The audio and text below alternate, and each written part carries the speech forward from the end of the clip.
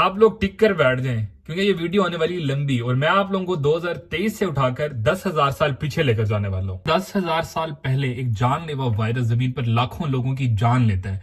ये वायरस कोविड-19 जो हाल ही में गुजरा है उससे कई गुना खतरनाक था।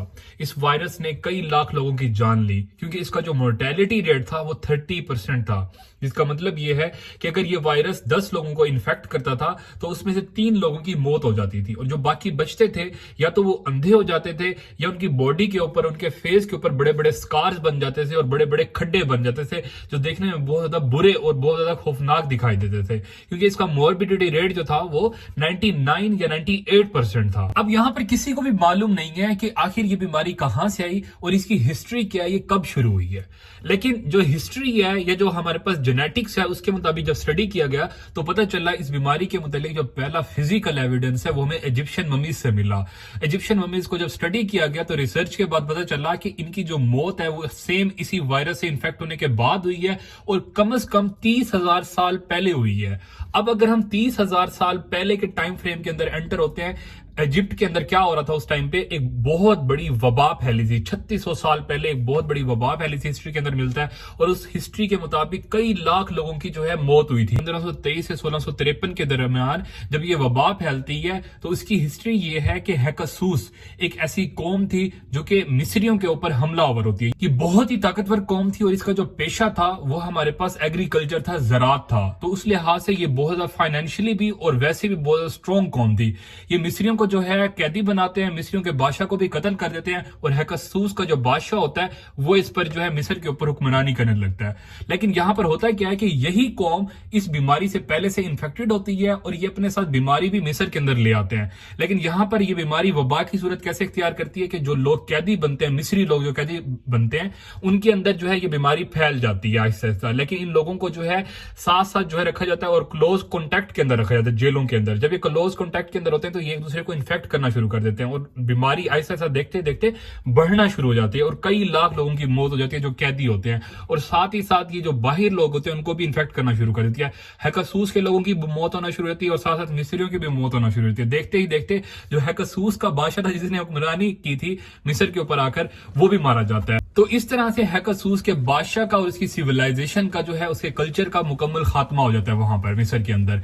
अब यहां पर अगर हम मजीद देखें आखिर हैकसूस का जो बादशाह था और उसके जो बाशिंदे थे वो इस बीमारी को कैसे लाए थे या उनके अंदर ये बीमारी कहां से आई थी और ये लोग असल में थे कहां से, तो पता चलता है कि हैकसूस के जो लोग थे वो और कोई नहीं अरब थे। ओमान, कतर, बहरीन, जितने भी सऊदी अरेबिया, ये जितने भी कंट्रीज आते हैं अरब कंट्रीज, इनके अंदर पहली मर्तबा डोमेस्टिक सिविलाइजेशन का और एग्रीकल्चर की सिविलाइजेशन का स्टार्ट हुआ था और उस लिहाज से ये बहुत ताकतवर कौम थी और इन्होंने मिस्र के ऊपर कई बार हमले किए और उसके ऊपर हुक्मरानियां की हैं।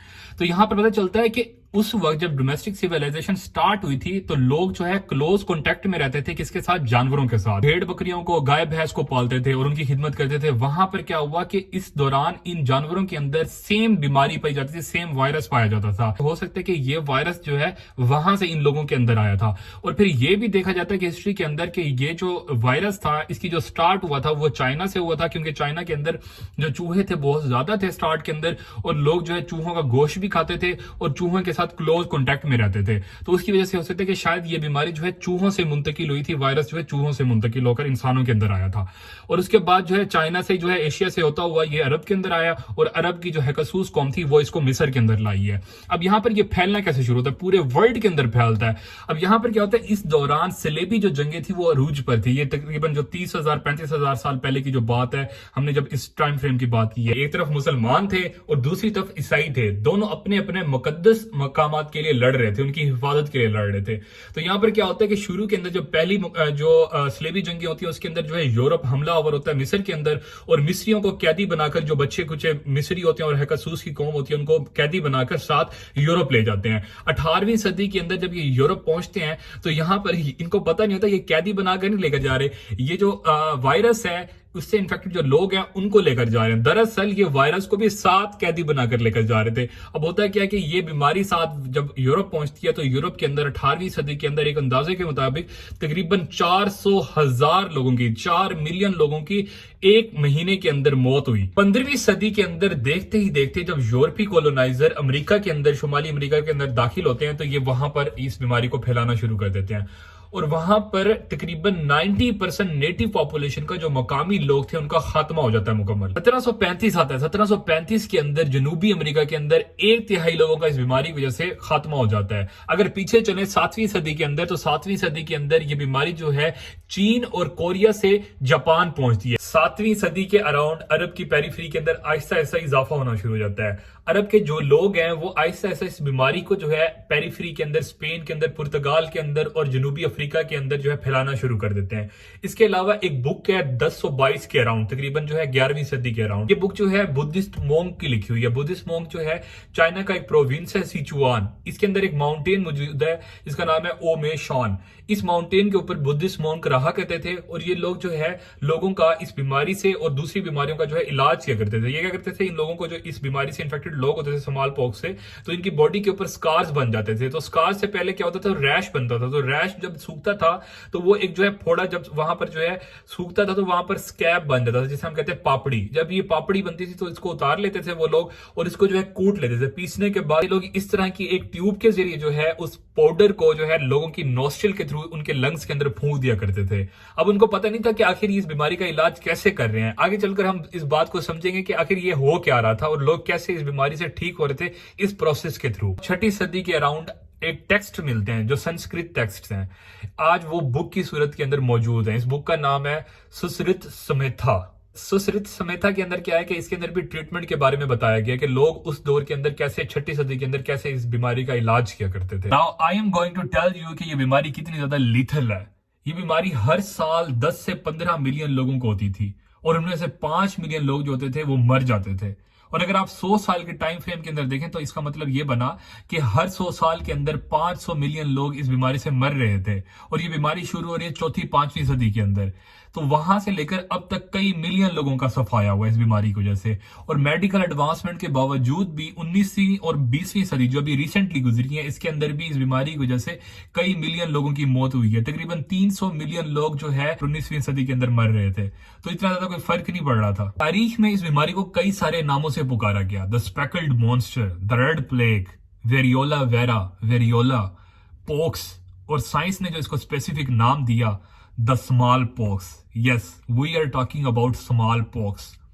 और इसके अलावा इसको पाकिस्तान के अंदर चीचक लगना कहा गया, इंडिया में इसको माता लगना कहा गया। स्प्रेडिंग की बात करें, आखिर की बीमारी फैल कैसे रही थी। एक पर्सन से दूसरे पर्सन के अंदर ये बीमारी इस तरह से फैल रही थी कि अगर किसी ने छींक मार दी है और उसको है ये बीमारी तो ये दूसरे सामने वाले हेल्दी पर्सन को हो जाती थी। खांस दी है तो सामने वाले पर्सन को हो जाती थी। हाथ मिला दिया है तो सामने वाले पर्सन को हो जाती थी।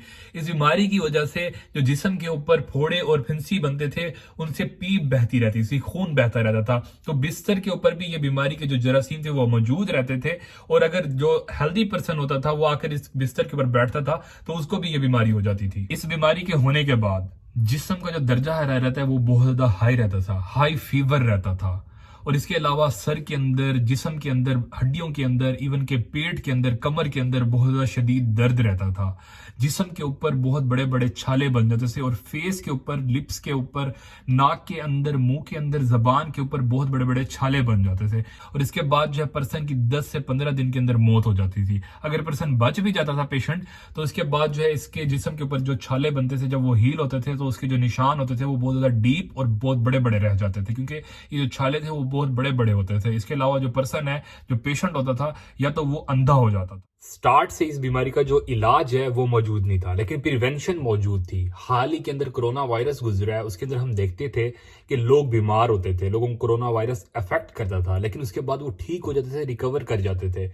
क्योंकि हम देखते हैं कि जिन भी लोगों को कोरोना वायरस होता था तो उसके बाद कभी भी कोरोना वायरस दोबारा उन लोगों को नहीं होता था। अगर होता भी था तो उतना ज्यादा सवेयर नहीं होता था, लोगों की डेथ भी नहीं होती थी। इस चीज को जो है लोगों ने देखा, पुराने वक्तों के जो डॉक्टर्स थे उन लोगों ने नोट किया कि हमारे पास बॉडी के अंदर कोई ऐसी पावर, ऐसी एनर्जी मौजूद है जो लोगों को प्रोटेक्ट कर रही है, लोगों को बचा रही है। एक दफ़ा जब उनको वायरस अफेक्ट करता था, स्मॉल पॉक्स होता था, तो उसके बाद कभी भी उनको दोबारा स्मॉल पॉक्स नहीं होता था। तो कुछ डॉक्टर्स ने तारीख के अंदर, पुराने वक्तों के अंदर सोचा कि क्या अगर हम जानबूझकर वायरस की छोटी सी डोज लेकर, थोड़ा सा वायरस लेकर बॉडी के अंदर, लोगों की बॉडी के अंदर, जिस्म के अंदर जानबूझकर इनोकुलेट कर दें, डाल दें, तो शायद वो मरे नहीं, शायद उनके अंदर जो सिम्टम्स हैं वो थोड़े आए, शायद वो थोड़ा बीमार हो, लेकिन वो मरे नहीं, बच जाएं। इससे उनकी जान बचाई जा सकती थी, बीमारी को प्रिवेंट किया जा सकता था। अब लोगों ने ऐसा ही किया, डॉक्टर्स ने ऐसा ही किया और इनोकुलेशन शुरू कर दी गई। 11वीं सदी के अंदर इस बात के शवाहिद मिलते हैं। बुद्धिस्ट मोंग जो ओमेशॉन माउंटेन के ऊपर रहा करते थे, वो इस चीज को करते थे। 18वीं सदी के अंदर टीकादार एक ऐसा ग्रुप था जो लोगों का इलाज किया करते थे। इनका ताल्लुक ब्राह्मण कम्युनिटी से था। ये भी क्या किया करते थे, इनोकुलेशन को किया करते थे, लोगों की बॉडी से स्कैब उतार कर, जो इन्फेक्टेड पर्सन होते थे, उसके बाद ये हेल्दी पर्सन के अंदर जो है 3 कट लगाते थे और उनके अंदर जो है स्कैब को लगा दिया करते थे। ये बेसिकली इनोकुलेट कर रहे थे। इस प्रोसेस को इनोकुलेशन का नाम दिया गया। अब यहां पर इनोकुलेशन करवाने के 3 नुकसानात थे बड़े। एक पर्सन की डेथ हो सकती थी, कोई गारंटी नहीं थी कि पर्सन जिंदा बचेगा, डेथ भी हो सकती थी। 1 से 2% लोग मारे भी जाते थे। इसके बाद दूसरे नंबर पर क्या होता था कि पर्सन जो है वो कंटीजियस हो जाता था, पर्सन के अंदर ये वायरस आ जाता था और ये दूसरे लोगों को भी इन्फेक्ट कर सकता था। तो इस तरह से जो वायरस था वो फैलने की जो उसकी रफ्तार थी वो और ज्यादा हो गई थी। तीसरे नंबर पर क्या होता था कि इन लोगों के अंदर जो सिम्टम्स आते थे वो बहुत ज्यादा आ जाते थे और लोगों के अंदर क्या होता था कि जो रैश होता था वो उनके स्किन के ऊपर, उनके फेस के ऊपर, उनकी पूरी बॉडी के ऊपर बन जाता था और इसके जो स्कार्स होते थे वो पूरी जिंदगी इनकी जिस्म के ऊपर रह जाते थे। 18वीं सेंचुरी के मिड में आकर टीकादार लोगों का आहिस्ता आहिस्ता खात्मा होने लगता है। इनकी जगह जो है डॉक्टर्स लेना शुरू कर देते हैं। मेडिकल एडवांसमेंट होना शुरू हो जाती है। मेडिकल फील्ड के अंदर एडवांसमेंट के बाद डॉक्टर्स खुद इनोकुलेशन का प्रोसेस करने लगते हैं। 18वीं सेंचुरी का लास्ट आता है, 1795 आता है। इस दौरान जो है बड़ी मिस्टीरियस, बड़ी हैरानकुन बात जो है वो नोट की जाती है। क्या देखा जाता है कि कुछ लोग ऐसे थे, ग्लोस्टरशायर एक सिटी था, इसके अंदर एक गांव मौजूद था, उसके लोगों को कभी भी स्मॉल पॉक्स नहीं होता था। बड़ी हैरानकुन बात थी कि पूरी दुनिया के अंदर स्मॉल पॉक्स जो है वो फैल रहा है, लेकिन उन लोगों को कभी भी स्मॉल पॉक्स नहीं हो रहा था। लेकिन यहाँ पर एक बड़ी अजीब सी बात थी कि इनको स्मॉल पॉक्स की जगह एक और बीमारी हो रही थी जो इससे बड़ी मिलती जुलती थी, लेकिन इन लोगों की कभी भी इस बीमारी की वजह से मौत नहीं होती थी और ये इतनी ज्यादा लीथल बीमारी भी नहीं थी, जिसका नाम था काउपॉक्स। ये दरअसल बीमारी जो थी ये जानवरों की बीमारी थी और ये जो लोग थे जो उनके करीब रहा करते थे, जो कैटल ब्रीडर्स थे, मिल्क मेड्स थे, दरअसल ये लोग जो है गाय भैंस जानवरों को पाला करते थे। इनके अंदर ये बीमारी जो है जानवरों से मुंतकिल होती थी और ये जानवरों की ही बीमारी थी जो काउपॉक्स थी। अब काउपॉक्स से इन्फेक्टेड लोगों की आर्म्स के ऊपर और हाथों के ऊपर जो है वो रैश आ जाता था, बॉयल्स बन जाते थे, छाले बन जाते थे जिनसे पीप बहती थी। लेकिन जो है ये इतनी ज्यादा लीथल नहीं थी, इनकी जो है मौत भी नहीं होती थी और कुछ दिनों के बाद ये रिकवर कर जाते थे। यहाँ पर हैरानकुन बात ये थी कि इनको इस बीमारी होने के बाद, काउपॉक्स होने के बाद कभी भी स्मॉल पॉक्स नहीं होता था। यहाँ पर एक डॉक्टर रहते थे इस शहर के अंदर, ग्लोस्टरशायर सिटी के अंदर, एडवर्ड जेनर। एडवर्ड जेनर ने इस बात को नोट किया और इनकी जो मुलाकात है वो इस गांव के लोगों से हुई। उन्होंने पूछा क्या ऐसा है, और गांव के लोगों ने बताया जी हाँ ऐसा है, हम लोगों को कभी भी स्मॉल पॉक्स नहीं हुआ और किसी इंसान को भी नहीं हुआ, लेकिन हमारे अंदर एक और बीमारी है काउपॉक्स जो हमें हो जाती है। और यही लोग जो है डॉक्टर जेनर के पास अपनी बीमारी काउपॉक्स का इलाज करवाने भी जाया करते थे।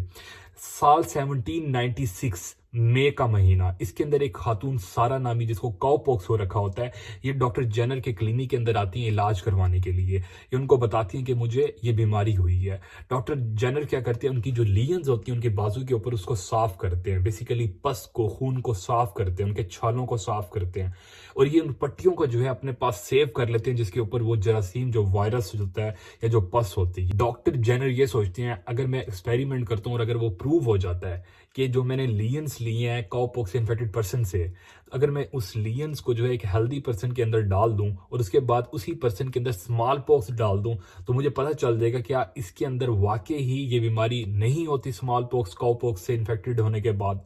तो इस चीज को प्रूव करने के लिए उनको एक बंदा चाहिए था जिसके ऊपर वो अपना एक्सपेरिमेंट कर सके। इस तरह से ह्यूमंस एक्सपेरिमेंट होना बहुत इलीगल है और बहुत जो है अनएथिकल चीज है। आज भी लोगों के ऊपर एक्सपेरिमेंट नहीं किए जाते, जानवरों के ऊपर पहले एक्सपेरिमेंट्स किए जाते हैं और उसके बाद जो है लोगों के ऊपर, इंसानों के ऊपर एक्सपेरिमेंट्स किए जाते हैं। लेकिन डॉक्टर जेनर ने इसके बावजूद जो है अपने गार्डनर के बेटे, जिसका नाम जेम्स फिफ्स था, 8 साल का एक बच्चा था सिर्फ, उसके अंदर क्या किया, इन लियंस को जो काउपॉक्स से इन्फेक्टेड पर्सन से ली थी उसने, उसके अंदर इनोकुलेट कर देते हैं। ये उसकी स्किन के ऊपर 3 जो है नाइफ से, एक जो है छुरी से जो है कट लगाते हैं और उसके बाद उन लियंस को उसके अंदर स्किन के अंदर इनोकुलेट कर देते हैं। उसके बाद जो है बच्चे बीमार होता है, बच्चा बीमार होने के बाद उसके अंदर जो है ऐसा ऐसा सिम्टम्स आना शुरू होते हैं। कुछ दिनों के बाद जो है बच्चा रिकवर कर जाता है काउपॉक्स से। इसके बाद डॉक्टर जेनर क्या करते हैं, स्मॉल पॉक्स से इन्फेक्टेड पर्सन की जो लियंस होती हैं वो लेते हैं और इन लियंस को जो है 6 हफ्ते के बाद उसी सेम जेम्स फिफ्स की बॉडी के अंदर इनोकुलेट कर देते हैं। कुछ दिन के बाद बच्चा दोबारा रिकवर हो जाता है। डॉक्टर जेनर ने बेसिकली दुनिया की पहली वैक्सीन बना दी थी। इस वैक्सीन की अंदर क्या था कि लोगों को जो है स्मॉल पॉक्स से अगर प्रिवेंट करना चाहते हैं तो लोगों की बॉडी के अंदर काउपॉक्स को इनोकुलेट कर दिया जाए। ये वैक्सीन ऐसी थी कि जिसका जो डेथ रेट था वो भी 0 था, क्योंकि जो स्मॉल पॉक्स की लियंस को अगर बॉडी के अंदर इनोकुलेट करते थे तो उससे क्या होता था, लोगों की डेथ भी हो जाती थी 1 से 2% लोगों की, और बॉडी के ऊपर रैश भी आ जाते थे बाज़ औक़ात। लेकिन अगर लोगों के अंदर काउपॉक्स डाला जाता था तो उससे क्या होता था, एक पर्सन जो है उसके अंदर काउपॉक्स से इन्फेक्शन तो आ जाता था लेकिन इस पर्सन को कभी भी स्मॉल पॉक्स नहीं होता था। अब मैं आप लोगों को पहले ये समझा दूं कि काउपॉक्स से इन्फेक्टेड पर्सन को कभी भी जो है स्मॉल पॉक्स क्यों नहीं होता था। असल में जो काउपॉक्स है और स्मॉल पॉक्स है ये एक ही फैमिली से रिलेट करते हैं, एक ही फैमिली से बिलोंग करते हैं, जिसका नाम है ऑर्थोपॉक्स वायरसेस। ऑर्थोपॉक्स वायरसेस के अंदर, इन दोनों वायरसेस के अंदर सेम टाइप के जो है एंटीजेंस मौजूद होते हैं जिनके खिलाफ हमारी जो बॉडी है वो एंटीबॉडीज बनाती है।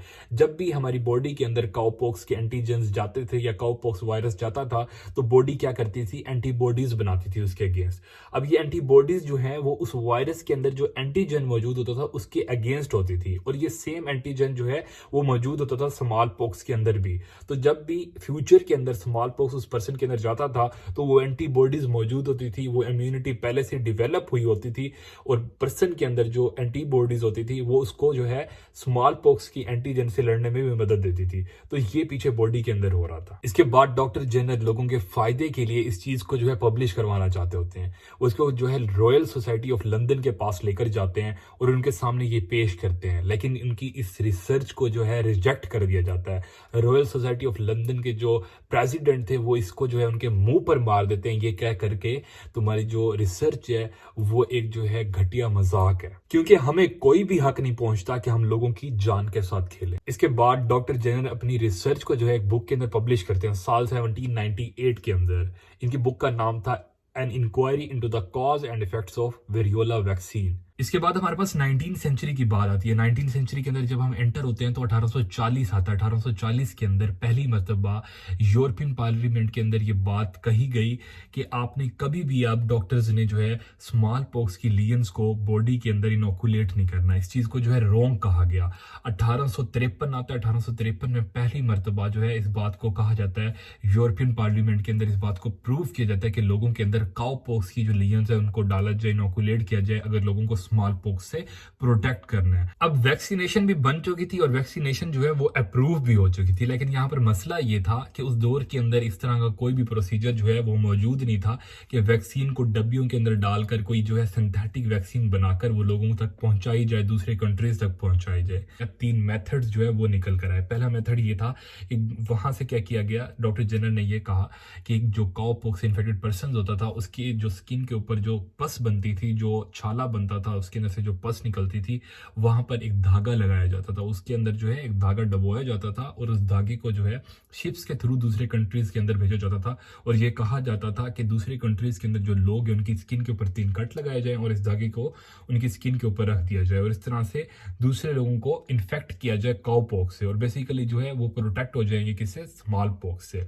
तो इस तरह से इस वैक्सीन को पहुंचाया गया पहले तरीके से। दूसरा तरीका ये था कि हमारे पास इन लोगों के अंदर क्या किया जाए, जो काउपॉक्स इन्फेक्टेड लोग होते थे उनकी स्किन के ऊपर जो रैश बनता था, जो बॉयल्स बनते थे, उनके अंदर जो पस होती थी उनको जो है निकाल लिया जाता था और एक डब्बी के अंदर डाल दिया जाता था और उस डब्बी को जो है वैक्स से एक जो है बंद कर दिया जाता था टोटली, और फिर इस डब्बी को जो दूसरे कंट्रीज के अंदर शिप्स के थ्रू ट्रांसपोर्ट किया जाता था और इस पस को जो है इन्फेक्टेड पर्सन की स्किन के ऊपर 3 कट लगाकर इस पस को डाल दिया जाता था और पर्सन के अंदर काउपॉक्स की बीमारी आ जाती थी और पर्सन जो है प्रोटेक्ट हो जाता था स्मॉल पॉक्स। इसके बाद जो तीसरा जो अफेक्टेड तरीका था वो ये था कि जो छोटे बच्चे होते थे उनके अंदर जो है काउपॉक्स को जो है इनोकुलेट किया जाता था, इनको काउपॉक्स से बीमार किया जाता था और इसके बाद जो इन बच्चों को ट्रांसपोर्ट किया जाता था डिफरेंट कंट्रीज के अंदर दूर दूर तक, और फिर इनकी जो है बॉडी से काउपॉक्स की लियंस को लिया जाता था और लोगों के अंदर जो है इन्फेक्ट किया जाता था। और एक और ये तरीका भी था कि डॉक्टर्स और कुछ लोग जिनको काउपॉक्स होता था वो एक ही शिप के अंदर जो है सवार हो जाते थे और उसके बाद जो है वो आराम आराम से हर लोग को जो है काउपॉक्स की लियंस देते थे और इनोकुलेशन करते थे। अब आप लोग ये सोच रहे हैं कि डॉक्टर जेनर को इस चीज का क्या फाइनेंशियली भी फायदा हुआ था? जी हाँ, बहुत फायदा हुआ। डॉक्टर जेनर को पहली मरतबा 1802 के अंदर जो है 10,000 यूरोपियन डॉलर्स दिए जाते हैं उस दौर के अंदर। 1807 के अंदर उनको 20,000 यूरोपियन डॉलर्स दिए जाते हैं उनके काम के। डॉक्टर जेनर को जो है डिफरेंट यूनिवर्सिटीज से, दुनिया की बड़ी बड़ी यूनिवर्सिटीज से जो है एजाजी डिग्रीज दी गई, एजाजी मेडल्स दिए गए, उनको रिंग्स सोने की और हीरे की रिंग्स भी दी गई, उनको बेल्ट्स और जो है एजाजी तमगे दिए गए और वेजेस दी गई। इसके बाद नेपोलियन 1804 के अंदर जो है उनको गोल्ड मेडल देते हैं। इसके अलावा ये था कि उनको दुनिया के हर मुल्क के अंदर बड़े बड़े सिटीज के अंदर ट्रैवल की जो जितने भी एक्सपेंसेस थे उसके वो फ्री थे उनके लिए। इसके बाद अब हम एंटर हो चुके हैं 20वीं सदी के अंदर, 1950 के अंदर। 1950 के अंदर जो केसेस थे वो अफ्रीका के अंदर, एशिया के अंदर, इंडिया के अंदर बढ़ने लगे थे। अभी भी 15 से 20 मिलियन जो लोग थे वो हर साल इन्फेक्ट हो रहे थे इस स्मॉल पॉक्स वायरस से और 5 मिलियन लोगों की डेथ हो रही थी। ये बहुत ही जो है बड़ा रेट था। इसके बाद जो है WHO जो है 1967 के अंदर पहली मरतबा जो है स्मॉल पॉक्स को दुनिया से एराडिकेट करने का सोचता है और हर कंट्री तक जो है वायरस की जो वैक्सीन है वो पहुंचाने का सोचता है, हर पर्सन को वैक्सीन पहुंचाने का सोचता है। साल 1980 के अंदर जो है हर पर्सन जो है वो वैक्सीनेट हो चुका था। अब हम सबका यही ख्याल है कि कोविड-19 जो हाल ही में गुजरा है वो सबसे बड़ी वो बात थी पाकिस्तान के अंदर, और पाकिस्तान के लोग जो है गुर्बत का शिकार हुए, पाकिस्तान के अंदर इन्फ्लेशन बढ़ी, पाकिस्तान के लोग जो है वो लॉकडाउन के अंदर रहे, घरों के अंदर रहे। तो आप लोगों को क्या पता है कि 1967 से 1974 के दौरान इतना लंबा जो है अरसा था, ये तो सिर्फ 2-3 साल की बात थी। वहां पर 1967 से 1974 7-8 साल बनते हैं। 7-8 साल जो है पाकिस्तान के अंदर जो है बड़ी बुरी सिचुएशन रही। कई केसेस रिपोर्ट हुए स्मॉल पॉक्स के। स्मॉल पॉक्स की वजह से कई लोगों की डेथ हुई और स्मॉल पॉक्स की वजह से क्या हुआ कि लोग जो है बेरोजगार भी हुए और जो है लोग घरों के अंदर भी रहे। अब यहाँ पर क्या होता है कि 1966 के अंदर केस रिपोर्ट होना शुरू होते हैं और आपकी स्क्रीन के ऊपर सामने आ रहा होगा कि कितने केसेस रिपोर्ट हुए हर सिटी के अंदर जो है उस टाइम जो केस रिपोर्ट हुए। जैसे कोविड-19 के बारे में बताया जाता था उस टाइम पे रेडियो के थ्रू और जो है अखबारों के थ्रू जो है लोगों को बताया जाता था। वो केसेस जो है आपकी स्क्रीन के ऊपर सामने आ रहे हैं। लोग जो है वैक्सीन नहीं लगवाना चाहते थे पाकिस्तान के अंदर। जैसे कोविड-19 के अंदर अभी आप लोगों ने देखा है, लोग कहते थे कि हमने वैक्सीन नहीं लगवानी, हम तो मर जाएंगे, हमने वैक्सीन नहीं लगवानी, ये तो पता नहीं क्या चीज हमारे अंदर वायरस डाल रहे हैं, और हमने वैक्सीन लगवानी कि हमारे अंदर चिप डाल रहे हैं। ये कोई नई बात नहीं थी, ये पहले भी हो चुका है। लोगों ने पहले भी इस तरह की जो है चीज दिखाई थी, इस तरह की रेजिस्टेंस दिखाई थी वैक्सीन के खिलाफ, और इसकी वजह से क्या हुआ था, लोगों की कई ज्यादा जो है मौत हुई थी। आप लोगों ने देखा होगा कि कोविड-19 की वजह से कई लोगों की मौत हुई। जो लोग जो है वैक्सीन से जो है दूर रहते थे, जब वो अस्पताल के अंदर पहुंचे थे बीमारी की वजह से, तब उनको एहसास होता था कि हम लोगों को वैक्सीन लगवा लेनी चाहिए थी। 100 रुपए का इनाम रखा गया उन लोगों के लिए जो बताएंगे जहां पर स्मॉल पॉक्स से इन्फेक्टेड पर्सन पड़ा हुआ है पाकिस्तान के अंदर। लोगों ने जो है आहिस्ता आहिस्ता बताना शुरू किया और उसके अलावा जो है कई लोग जो है नहीं बताते थे। इसके अलावा हुकूमत ने और ज्यादा लालच दी, और ये अच्छी लालच थी। लोगों को 5,000 रुपए का उस दौर के अंदर जो है इनाम दिया गया। जो लोग जो है बताएंगे, रिपोर्ट करेंगे केस को, तो उनको जो है 5,000 का इनाम दिया गया। उसके बाद जो आहिस्ता आहिस्ता इस चीज के ऊपर जो है काबू पा लिया गया। और उसके बाद आप लोगों को पता है कि 1980 के अंदर हमने बात की थी कि इसका कोई भी दुनिया के अंदर केस जो है वो रिपोर्ट नहीं हुआ, और उसके बाद से आज तक स्मॉल पॉक्स का एक भी केस देखने को नहीं मिलता। Russian state research of biotechnology and virology, और दूसरी हमारे पास centre of disease control and prevention. इन दो लेबोरेटरीज के अंदर, ये दुनिया की बड़ी लेबोरेटरीज है, इन दो लेबोरेटरीज के अंदर ये वायरस अभी भी मौजूद है अपनी असली हालत के अंदर, और ये बहुत कंटीजियस है। और इसकी सिक्योरिटी जो है वो न्यूक्लियर बॉम्ब की जो सिक्योरिटी है उससे भी ज्यादा हाई है। आप लोगों को ये पता है? और इसको इसलिए रखा गया है कि इसके ऊपर मजीद जो है रिसर्च की जाए, मजीद जो है अच्छी से अच्छी वैक्सीन बनाकर या इसका इलाज जो है ढूंढने की कोशिश की जाए, या ये देखा जाए कि ये कहाँ से आया था और इसके ऊपर कंप्लीट रिसर्च की जाए और उसके बाद जो है इसको डिस्ट्रॉय कर दिया जाएगा एक दिन। अभी यहाँ पर ये भी खतरा मौजूद है कि शायद ये कंट्रीज जो हैं, कुछ लोगों का ख्याल है कि शायद ये कंट्रीज जो हैं इसको केमिकल वॉर के लिए भी यूज कर सकते हैं फ्यूचर के अंदर। 1980 के अंदर ऑफिशियली कह दिया गया था कि पाकिस्तान से और दुनिया के बाकी मुल्कों से, पूरे वर्ल्ड से जो है वो स्मॉल पॉक्स को इरेडिकेट कर दिया गया, खत्म कर दिया गया। लेकिन आप लोगों को पता है कि 1977 के अंदर आखिरी केस रिपोर्ट होता है शुमालियन पर्सन का, जिसका नाम था जेन पार्कर। ये जो है इन 2 लेबोरेटरी में से एक लेबोरेटरी के अंदर काम करता था और ये इन्फेक्ट हो गया था गलती से और इसकी मौत हो जाती है उसके बाद। Hope you enjoyed the video. अगर आप लोगों को ये वीडियो अच्छी लगी है तो वीडियो को जरूर लाइक कर दें और वीडियो को दूसरों के साथ शेयर कर दें और हमारे चैनल के साथ जुड़े रहें। Thank you so much for watching my video.